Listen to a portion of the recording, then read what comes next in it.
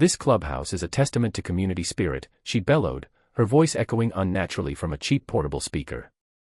And I will not let one bitter, selfish man stand in the way of progress. That was me she was talking about. Me, standing at the back of the crowd, holding a simple manila folder. The bitter, selfish man. What would you do if someone tried to steal your land, not with a gun, but with a clipboard and a condescending smile? It's a strange question, I know, but it became the central theme of my life for 6 agonizing months. My name is Arthur, and I'm a civil engineer. For 25 years, I designed bridges and roadways, things that connect people. My life was about structure, about rules, about physics. Everything had a place, and every load had a calculated path to the ground. Then, my wife, Eleanor, passed away, and the entire structure of my own life collapsed. We'd spent 3 decades building a life together, and suddenly I was standing in the rubble. I needed a new project, a new foundation. That's what brought me to the quiet, leafy subdivision of Willow Creek. The house itself was modest, but it came with something that made my heart ache with a bittersweet sort of hope, a 4-acre field of gently rolling grass and wildflowers, bordering a small creek. It was legally a separate parcel, deeded with the house in the sale. My parcel.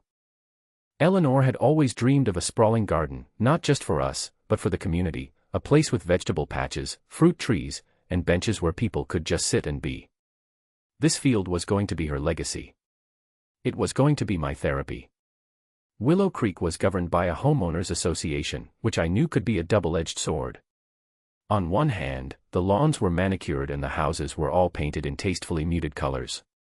On the other hand, there was Brenda. Brenda was the HOA president, a title she wore like a monarch's crown. She was a woman in her mid-50s whose face seemed permanently pinched in a state of disapproval. She drove a golf cart around the neighborhood like a patrol car, her eyes scanning for infractions, a garbage can left out an hour too long, a flag flown on a non-holiday, a patch of dandelions daring to exist. She was the self-appointed guardian of suburban mediocrity, and she ruled her little kingdom with an iron fist wrapped in a floral gardening glove. For the first few months, I flew under her radar. I kept to myself, spent my evenings drafting plans for Eleanor's garden, and my weekends clearing brush along the creek. I was grieving, and the physical work was a bomb. I was building something again. Then came the first letter. It was tucked under my windshield wiper, printed on offensively bright pink paper. It was a notice of a new, community enhancement project. The HOA, under the visionary leadership of President Brenda, had voted to build a new community clubhouse. It would have a pool, a meeting room, and a small gym. A wonderful amenity, I thought, for the other residents. The last paragraph was where the blood drained from my face. It described the location, the unused common area field at the end of Elderflower Lane, my field. Eleanor's field. I walked to the edge of my lawn, looking out over the 4 acres of waving grass. Unused common area. It was my private property. I had the deed, the survey, the property tax receipts to prove it. This had to be a mistake. A big, stupid, easily corrected mistake. I found Brenda holding court by the community mailbox, lecturing a teenager about the velocity of his skateboard. I waited until she was finished, then approached her calmly, the pink letter in my hand.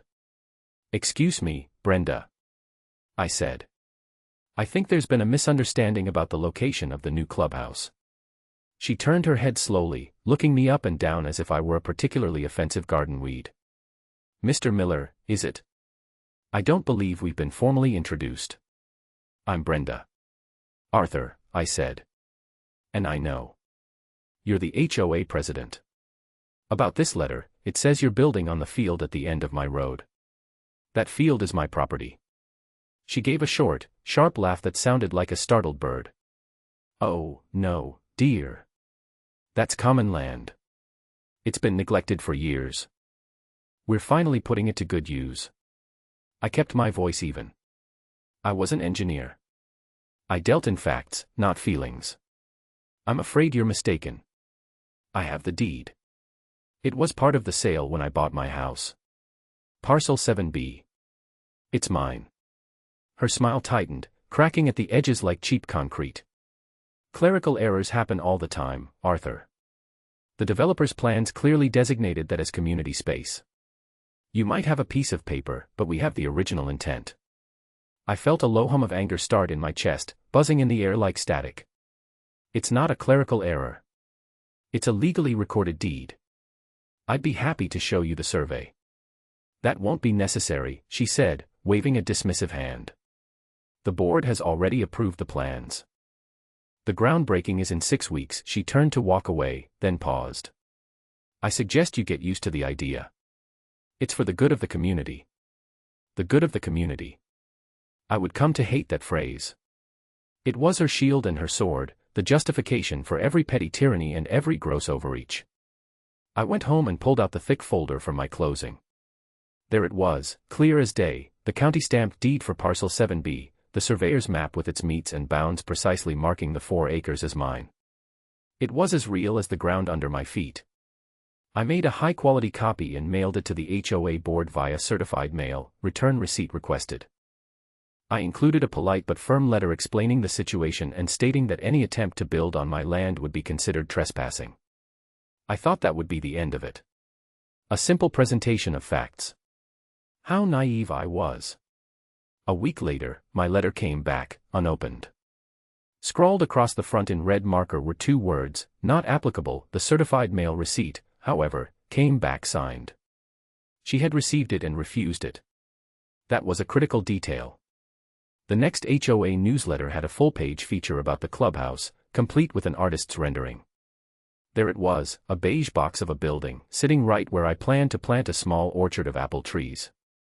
The article mentioned a generous donation from a local contractor, Dyer Construction, which was making the project possible at a reduced cost. The name sounded vaguely familiar. Then the fine started. $100 for my grass being a 1/4 inch too high. $50 for a non-standard mailbox, the one that had been there for 20 years. $200 for improper storage of a vehicle, my 1968 Mustang, Eleanor's unfinished restoration project, which was parked on its own concrete pad beside my garage, under a custom cover. Each fine came with a smarmy little note from Brenda. Maintaining community standards is a responsibility we all share, Arthur. I paid none of them. Instead, I documented them. I took pictures with a ruler in the grass. I found the HOA bylaws, which said nothing about mailbox design. I photographed the Mustang, clearly on my property and not visible from the street. I was building a different kind of file now. Not a project plan, but a case. Brenda escalated. She started posting on the community's private social media page. She never used my name directly, just referred to a certain new resident who was unwilling to embrace the community spirit and was attempting to halt progress with frivolous claims. Comments piled up from her loyal followers. People I'd never even met were calling me selfish, a troublemaker. They had no idea she was trying to steal 4 acres of my land. They just saw her side, a benevolent leader trying to build a nice new thing for everyone, and one grumpy guy standing in the way. She was painting a narrative, and I was the villain. The pressure was mounting. My neighbors, once friendly, now averted their eyes when I got the mail. The sense of peace I'd moved here for was evaporating like morning mist, replaced by a constant, simmering anxiety. I tried to reason with her one last time. I saw her at the entrance to the subdivision, directing volunteers who were planting petunias. I brought my original deed with me. Brenda, we need to sort this out, I said, holding up the document. This is not a frivolous claim, this is a legal title to my land. She didn't even look at it. She crossed her arms, a smug little smile playing on her lips. Arthur, you are becoming a nuisance. Several residents have expressed that they feel unsafe around you. Your hostility is very unbecoming. Unsafe. Hostility. I hadn't raised my voice. I hadn't done anything but present facts. I realized then that I wasn't dealing with a rational person. I was dealing with a tyrant. Reason was a language she didn't speak. Her native tongue was power. I am telling you, formally, I said, my voice dropping to a low, cold register, that if you or anyone associated with the HOA sets foot on my property, I will have you charged with trespassing. Her eyes flashed with a venomous glee. Oh, I don't think so, she hissed. You see, the board held an emergency vote last night. We've reclaimed the abandoned common land. It's ours now. So if I were you, I'd be the one worried about trespassing. That was it. That was the moment the switch flipped. The engineer in me, the man who believed in rules and reason, stepped aside. He was replaced by someone else, someone colder and more methodical. She hadn't just pushed me too far, she had declared war. And if it was war she wanted, it was war she would get. But I wouldn't fight it on her terms, with shouting and social media posts. I would fight it on mine. With documentation, with precision, and with the unyielding, patient force of the law. She thought she was building a clubhouse. She had no idea she was really just digging her own grave. The turning point, the precise moment my strategy shifted from defensive to offensive, came a few days later. I came home from work to find a series of wooden stakes with bright orange flags hammered into my field. A survey crew had been there. They had marked out the exact footprint of the clubhouse, right in the heart of Eleanor's future garden. My blood ran cold. This was a physical invasion. A line had been crossed. Then I saw the notice taped to my front door. It was another fine, this one for $500. The violation. Unlicensed and inoperable vehicle, it was for the Mustang. The note added that if the derelict vehicle wasn't removed within 48 hours, the HOA would have it towed at my expense. That car was more than just a car. It was the last project I'd shared with Eleanor. We'd bought it as a wreck, and we were slowly bringing it back to life. Her hands had been on that engine. Her laughter had filled that garage as we fumbled with a rusty bolt. Towing that car wasn't just a threat to my property, it was a desecration of a memory. I stood there on my porch, the fraudulent fine in my hand, and looked at the orange flags scarring my field. The grief and frustration that had been simmering inside me didn't boil over into rage. It crystallized. It became something hard, sharp, and focused. My peace-seeking phase was officially over. It was time to become a proactive strategist. That night, I didn't draft garden plans. I opened my laptop and began my investigation. Brenda had made a critical error, she underestimated me. She saw a quiet, grieving widower. She didn't see a man who had spent his career analyzing complex systems, finding stress points, and understanding how things break. I decided to analyze the Willow Creek HOA.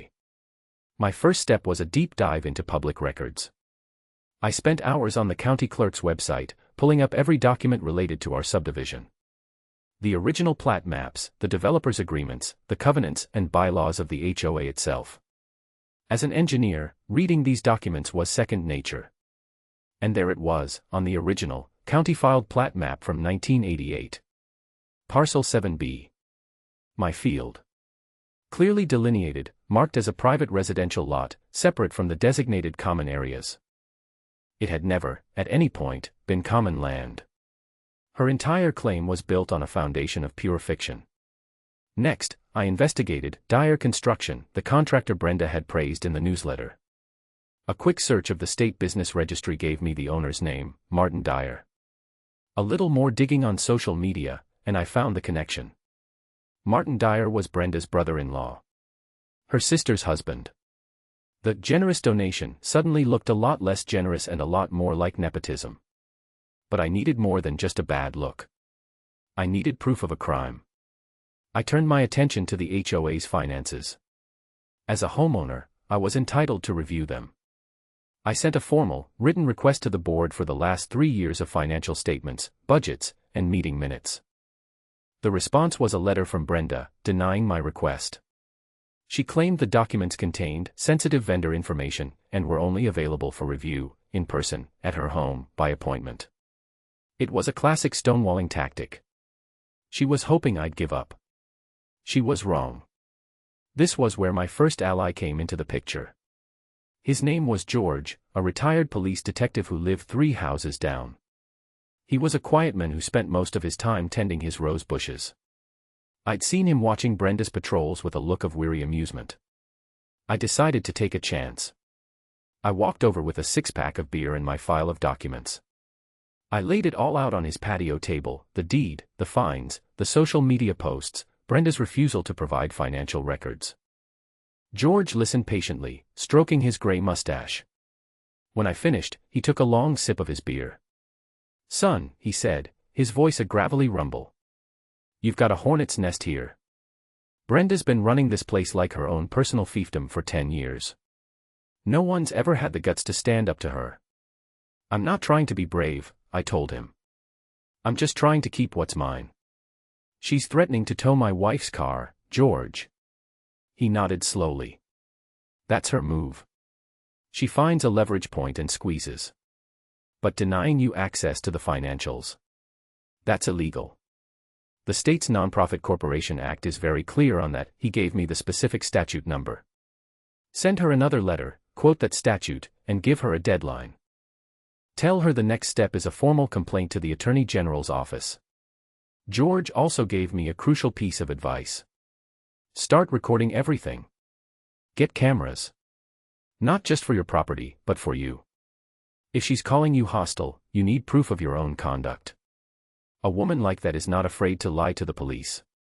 The next day, I installed 4 high-resolution, motion-activated security cameras. They were small, disguised as birdhouses and landscape lighting. 1 covered my driveway and the Mustang. 2 covered the field. And 1 was aimed directly at my own front door. I also sent the letter George suggested, quoting the law and demanding access to the financial records within 7 business days. The response was predictable: another fine, this time for unapproved exterior modifications, the cameras she couldn't possibly have seen. I ignored it. The clock was ticking. I knew she'd break ground on the clubhouse soon, with or without my permission. This was where my plan began to form, a plan so counterintuitive that it felt terrifying. Most people would have filed for an injunction, a restraining order, tried to stop the construction before it started. But an injunction would lead to a protracted legal battle. It would be my word against hers, dragging on for months, maybe years, costing a fortune. She would paint me as the bad guy, the man who stopped the community from getting a beautiful new pool. No. I wasn't going to stop her. I was going to let her do it. I was going to let her spend thousands of dollars of the HOA's money to build a clubhouse on my land. I was going to let her commit, fully and publicly, to the crime. An injunction stops a thief before they can steal the jewels. I was going to let her walk out of the store, smiling and waving, with the diamonds in her pocket, right into the arms of the waiting police. This was the most audacious engineering project of my life. I wasn't building a bridge of steel and concrete, but a trap of law and hubris. And the bait was my own 4 acres of land. The first phase of the plan was simple: documentation. I created a spreadsheet, a digital ledger of every interaction, every letter, every fine. I scanned every document. I saved every email. I backed up the camera footage to a secure cloud server every single night. I was creating an unassailable mountain of evidence. My plan felt like a house of cards, beautiful in its complexity but terrifyingly fragile. One mistake, one miscalculation, and it could all come crashing down. I had to be patient. I had to let Brenda make all the moves while I simply observed and recorded. A week after I installed the cameras, a large bulldozer rumbled down my street. It stopped at the edge of my field. My heart pounded in my chest. This was it. The first real test of my nerve. Brenda was there, of course, wearing a hard hat that was comically large on her head. She was directing the operator with grand, sweeping gestures. I watched from my living room window, a knot tightening in my stomach. It felt profoundly wrong to watch a machine tear into the earth where Eleanor and I had planned to grow things. But I held my ground. I didn't go out. I didn't yell. I just watched, and my cameras recorded.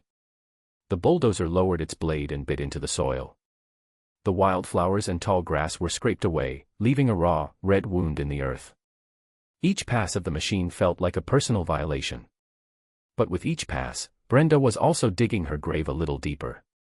Over the next few weeks, construction began in earnest. A foundation was poured. Walls were framed. The beige box from the artist's rendering started to take shape on my land. It was the most surreal and infuriating thing I had ever witnessed. Brenda was ecstatic. She was constantly on site, preening and posing for photos that she posted on the community social media page. "Progress is beautiful," she captioned one. "So proud of what we can accomplish when we work together." Meanwhile, I worked on my own project. Every evening, I used my engineering knowledge to scrutinize the day's work from the camera footage. And I found problems. Lots of them. The concrete foundation was poured without proper rebar spacing, a clear violation of county building codes. The erosion control measures were a joke, meaning every time it rained, mud and silt washed directly into the creek at the back of my property, a violation of state environmental regulations. The framing lumber was a lower grade than specified for a public-use structure. Dire construction was cutting corners everywhere. I documented each violation with timestamps from the video, cross-referenced with the specific county and state building codes. My evidence file was no longer just about property theft, it was now about construction fraud and environmental damage. The regular HOA meeting was scheduled for the first Tuesday of the month. It was usually a dull affair, held in a rented room at the public library, with maybe a dozen residents attending. But this time, Brenda had advertised it as a Clubhouse progress celebration. She promised coffee and donuts. This was my moment for the first reveal. Not to blow up my whole plan, but to test the waters. To sow the first seeds of doubt in the minds of my neighbors. I walked into the meeting room and took a seat at the back. Brenda was at the front, beaming under the fluorescent lights, a large photo of the half-finished clubhouse on an easel beside her. About 30 people were there, a much larger crowd than usual. She spent 20 minutes gloating. She talked about her vision, her leadership, the wonderful future that awaited Willow Creek now that the clubhouse was becoming a reality. She painted a picture of summer pool parties and festive community gatherings. And this is all happening, she said, her voice dripping with false modesty, despite the efforts of a single, misguided individual to obstruct our progress. Her eyes flicked towards me. The room was silent. Finally, she asked if there were any questions. My hand went up. She sighed dramatically. Yes, Arthur. What is it? I stood up, holding a thin folder. I kept my voice calm and conversational. Brenda, I was just looking over the county permit database online. It's a public record, you know. And I couldn't help but notice something odd. A flicker of uncertainty crossed her face. What are you talking about? Well, I continued, for a project of this scale, you'd need a whole suite of permits. A building permit, a grading permit, an electrical permit, a plumbing permit. I searched for them under the HOA's name and under Dire Construction's name. And I couldn't find any. A murmur went through the room. I did, however, find one permit, I said, pulling a paper from my folder. It's a permit for a 200-square-foot storage shed. Is that what this is? A very, very large shed. The color drained from Brenda's face. She was sputtering. That's just a temporary filing. The full permits are being processed. It's all perfectly legal. Is it? I asked, my voice still mild. Because I also happened to notice that the silt fence along the creek doesn't meet state EPA guidelines. A single heavy rain could lead to a significant fine for polluting the waterway. Who would be responsible for paying that fine, I wonder? The contractor, or the HOA? The murmuring grew louder. People were looking at each other, then at Brenda. Her crown was starting to slip. She banged a gavel on the table. This is not the forum for these baseless accusations. You are out of order, Arthur. It was just a question, I said, sitting back down. About our community's funds and potential liabilities. The meeting devolved from there. Brenda tried to regain control, but the damage was done. The seed was planted. For the first time, people were looking at the Clubhouse project not as a community dream, but as a potential problem. Brenda's reaction was exactly what I had predicted. She was cornered, so she came out swinging. The public questioning had embarrassed her, and her rage was incandescent. She abandoned all pretense of subtlety and launched an all-out war. The very next day, I received a certified letter from an attorney. It was a cease and desist order, accusing me of harassment and defamation. It threatened a lawsuit that would ruin me financially if I continued to spread malicious lies about the HOA and its president. The lawyer was, of course, Brenda's cousin. I filed the letter in my evidence binder. Then came the call from my boss. I was a senior engineer at a large firm, a position I'd held for 15 years. My reputation was pristine. Arthur, he said, his voice strained. I got a very strange call today. A woman named Brenda from your HOA. My stomach clenched. What did she say? She said you were unstable. That you were harassing women and children in your neighborhood. That you were under investigation by the police. She said the firm should be aware of the danger I had in my employ. Arthur, what the hell is going on? I spent the next hour walking my boss through the entire situation, explaining the property dispute and Brenda's escalating campaign. Thank God he was a reasonable man who had known me for years. She sounds like a nightmare, he said, relieved. Don't worry, I've got your back. But you need to be careful. Accusations like that, even if they're baseless, can stick. He was right. Brenda was trying to destroy my life. My job, my reputation, my peace, it was all fair game to her. The attack on my livelihood was a serious escalation. It was no longer just about a piece of land. It was about survival. But her most vicious attack was yet to come. A few days later, a police car pulled into my driveway. 2 officers got out and walked to my door. My heart hammered against my ribs. George's advice about cameras echoed in my head. Mr. Arthur Miller, the older officer asked. Yes. How can I help you? Sir, we've received a complaint from one of your neighbors, a Brenda Smith. She alleges that you threatened her with physical violence during a confrontation yesterday. I hadn't spoken to Brenda in days. I hadn't even seen her. Officer, I said calmly. That is a complete fabrication. I have not had any contact with her. The officer sighed. It was the sigh of a man who dealt with petty neighborhood disputes all day. She claims you cornered her by the mailboxes and told her you would make her disappear. That is an absolute lie, I said, my voice steady. And I can prove it. I was at work all day yesterday, from 8 a.m. to 6 p.m. My office has key card access logs. And this camera, I said, pointing to the discreet lens above my door, records all activity on my property. You are welcome to review the footage. You will see that I never left, and she never came near my house. The officers exchanged a look. My calm, factual response was not what they expected from someone accused of making violent threats. They took notes, looked at the camera, and promised to follow up. They left without any further issue, but I was shaken. She was now filing false police reports. This was a serious crime. I saved the footage from my camera, which showed me leaving for work in the morning and returning in the evening, with no Brenda in sight. I emailed my boss and got a copy of the key card logs. More evidence for the mountain. I felt like I was drowning. For every step I took, she took 3 more, each one more unhinged than the last. I was playing a long game, but I was living in a short-term hell. I needed an ace. I needed a final, undeniable piece of evidence that would end this for good. And then, it came to me. Not through my own investigation, but through a quiet knock on my door late one evening. It was a man I recognized from the HOA meetings. His name was Howard. He was the treasurer, a meek, balding accountant who always looked terrified of his own shadow. He was clutching a large envelope to his chest like a life preserver. Mr. Miller, he whispered, glancing nervously up and down the street. Can I come in? I can't be seen here.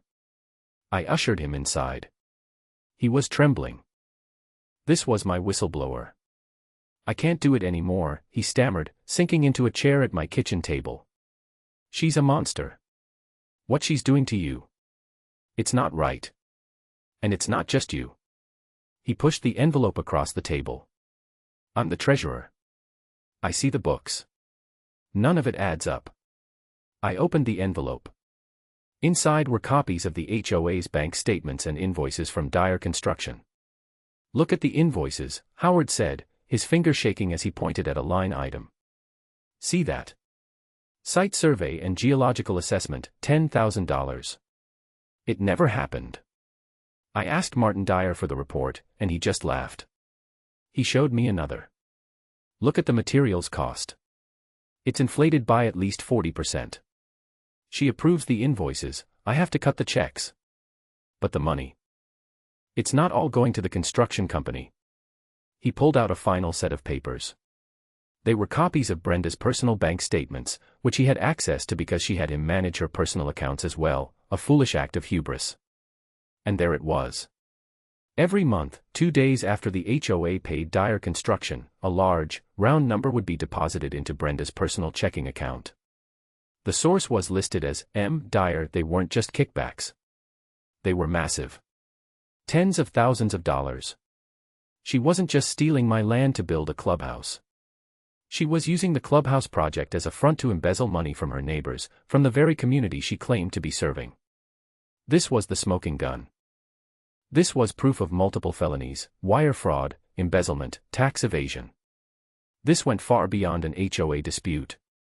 "Why are you showing me this, Howard?" I asked gently. "You could get in a lot of trouble." His eyes filled with tears. "She threatened me. My wife is ill, and our insurance is tied to my part-time job at her husband's company." Brenda reminded me of that. She said if I didn't keep my mouth shut, I'd be out of a job, and my wife would lose her coverage. But I can't. I can't be a part of this anymore. It's wrong. I looked at the terrified, decent man in front of me. He was a victim, too, trapped in her web of intimidation. "You did the right thing, Howard," I told him. "And I will make sure you are protected." The next morning, I didn't go to my office. I took my entire, meticulously organized binder of evidence, the deed, the survey, the photos of the code violations, the false police report documentation, and Howard's explosive financial records, and I drove downtown. I walked into the district attorney's office. I didn't have an appointment. I just told the receptionist I had evidence of an ongoing, multi-felony criminal enterprise. That got their attention. I spent 4 hours with a senior prosecutor and 2 investigators. I laid out the story from the beginning, presenting my evidence in chronological order. I showed them the clear title to my land. I showed them the videos of the illegal construction. I showed them the fraudulent fines and the false police report. And finally, I showed them the bank statements. The prosecutor's eyes widened as she looked at the records of the kickbacks. "Good Lord," she muttered. "This is one of the cleanest cases I've ever seen." When I left that office, the weight of the world had lifted from my shoulders. The matter was out of my hands. It was now in the hands of a power far greater than the Willow Creek HOA. They asked me for one thing: patience. They wanted to build an airtight case, and they wanted to catch her in the act. And they had an idea for the perfect time and place to do it. The grand opening of the Willow Creek Community Clubhouse was scheduled for the first Saturday in June. Brenda had spared no expense, using HOA funds, of course. She had rented a tent, hired a catering company, and even invited the mayor to the ribbon-cutting ceremony. It was to be her moment of ultimate triumph, the public validation of her power. In the weeks leading up to the event, I was a ghost. I stopped responding to anything. I let the threatening letters pile up. I let the false accusations on social media go unanswered. From Brenda's perspective, I had finally been broken. I had given up. Her victory was complete. The clubhouse itself was finished. It stood there on my land, a monument to her arrogance. A beige, poorly constructed temple of fraud. The morning of the grand opening was bright and sunny. I put on a calm, gray suit. I felt strangely serene. The engineer in me had designed the system, and now it was time to watch it perform under load. I walked over to the clubhouse. The lawn, my lawn, was filled with people. My neighbors. The ones who had shunned me, the ones who had believed her lies. They were all there, eating mini quiches and sipping lemonade. Brenda was in her element. She wore a garish floral dress and a wide-brimmed hat, gliding through the crowd like royalty. She saw me standing at the edge of the tent and her face twisted into a triumphant smirk. She thought I had come to watch her win. In a way, she was right. At noon, she stepped up to a small podium set up in front of the clubhouse doors. A large red ribbon was stretched across the entrance. "Welcome, everyone," she began, her voice ringing with false sincerity. "Welcome to a new chapter for Willow Creek. For too long, this beautiful piece of land sat neglected." She paused for dramatic effect. "But through vision and perseverance, we have transformed it into a jewel for our community." The crowd applauded politely. The mayor stood beside her, smiling for the cameras from the local paper. This project was not without its challenges, she continued, shooting a venomous glare in my direction. We had to overcome selfishness and negativity. But the spirit of our community prevailed. More applause. She picked up a giant pair of golden scissors. This was her moment.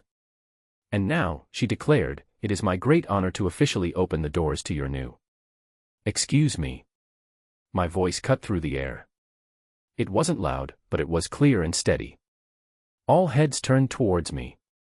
Brenda's face flushed with fury. Arthur, this is a private event. You are not welcome here. You are trespassing. Actually, I said, taking a slow step forward. I believe all of you are the ones who are trespassing. From behind the tent, two men in dark suits emerged. They were the investigators from the DA's office. A third man, the head of county zoning enforcement, walked with them. They flanked me as I approached the podium. The crowd fell silent. The party atmosphere evaporated, replaced by a tense confusion. I took a document from my jacket pocket. It was a freshly certified copy of my deed. My name is Arthur Miller. And this is my land. This clubhouse, this tent, all of you, you are on my private property. Brenda laughed, a high, hysterical sound. He's insane. He's been peddling this fantasy for months. Mayor, I am so sorry about this interruption. The mayor looked deeply uncomfortable. He wasn't smiling anymore. It's no fantasy, I said. I nodded to one of the investigators, who produced a large, rolled-up map. He unfurled it. It was the official county plat map. As you can see from the official records, I said, my voice projecting across the silent lawn, Parcel 7B has been a privately owned lot since 1988.